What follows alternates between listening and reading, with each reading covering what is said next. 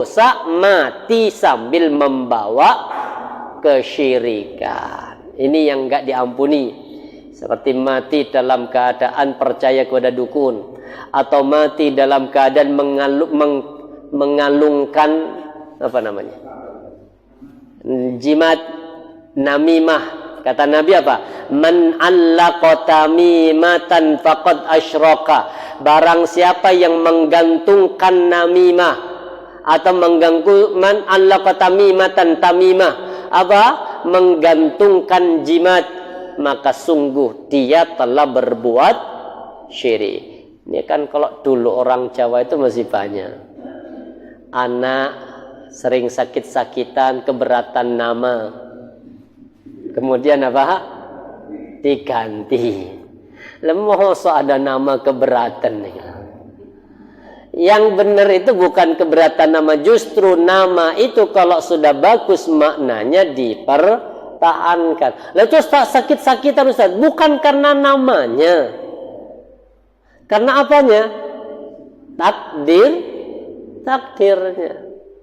Cuma memang namanya keyakinan ya, akhirnya diganti. Setelah diganti benar, gak sakit lagi. Oh berarti memang namanya yang, padahal Nabi mengganti nama itu kalau maknanya yang buruk.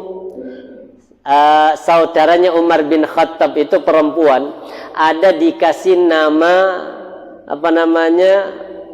Aswiyah, pakai shad, Aswiyah. Namanya artinya Aswiyah itu wanita pembangkang.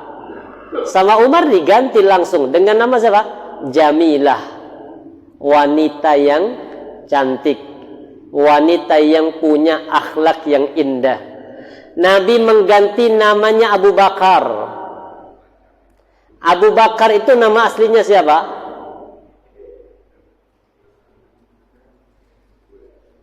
Lupa kayaknya. Lamal prai.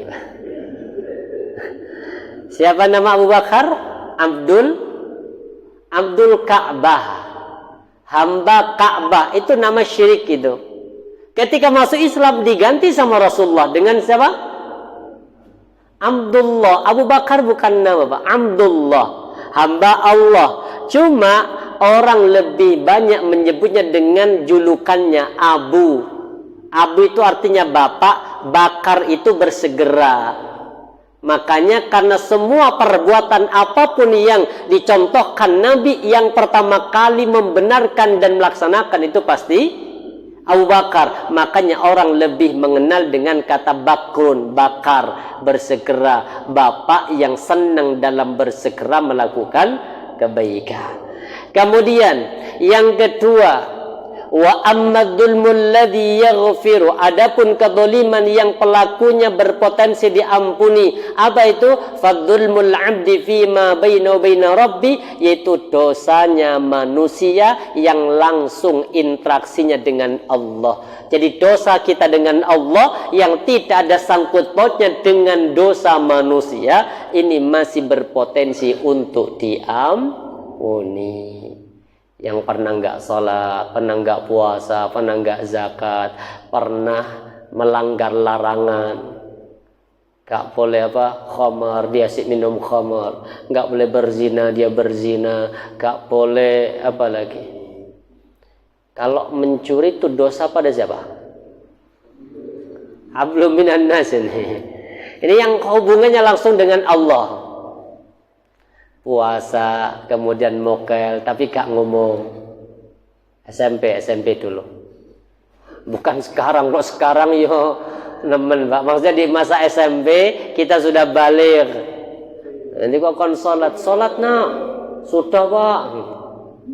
Padahal belum. Itu dosa kita dengan Allah berpotensi diampuni, maka masih dibuka pintu namanya taubat. Yang ketiga, wa amadzulmul ladzi la yatruk, adapun dosa yang Allah tidak akan pernah meninggalkan sedikit pun dalam pengadilannya, fadzulmul 'abdi fayaqtasullahu ba'dhum min ba'din.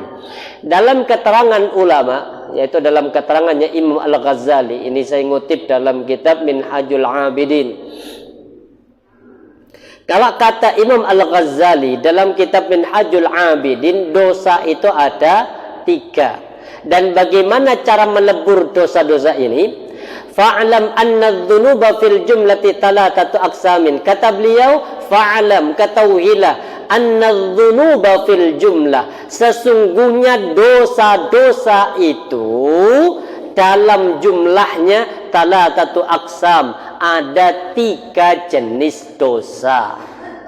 Kalau yang kita tahu kan hanya 2, dosa besar, dosa kecil, atau 2 hablum minallah, hablum minannas. Tapi kalau kata Imam Al-Ghazali ada 3. Dan beliau ngasih solusi bagaimana cara taubat dari semua dosa-dosa yang pernah dilakukan ini.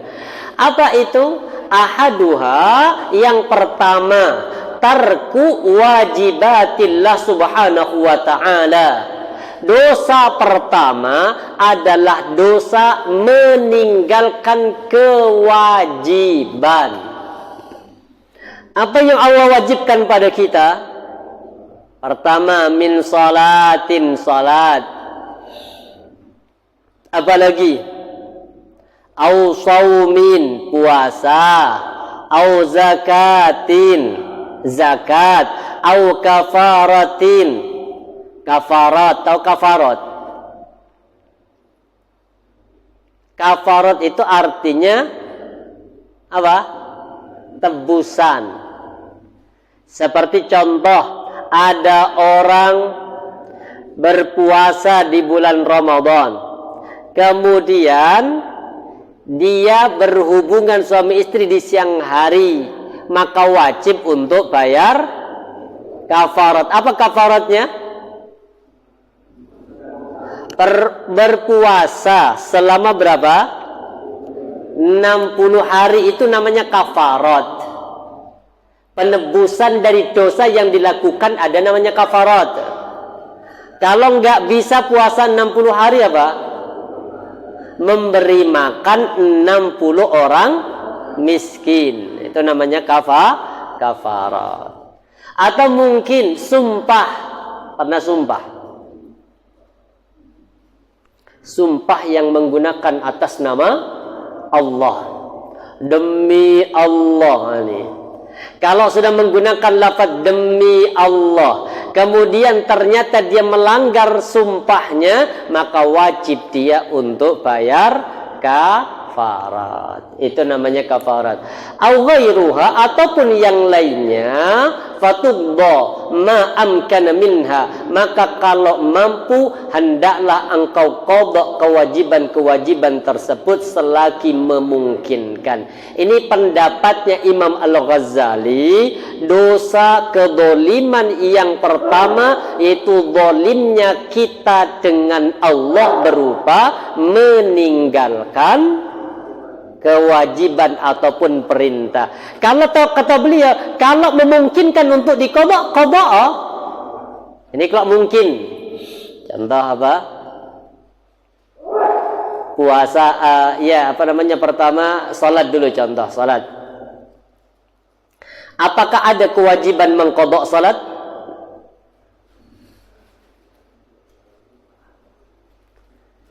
Yang pernah meninggalkan salat, sekarang setelah kita benar-benar bertaubat, ingat dosa-dosa masa lalu yang pernah kita lakukan, sudah balik pernah enggak salat?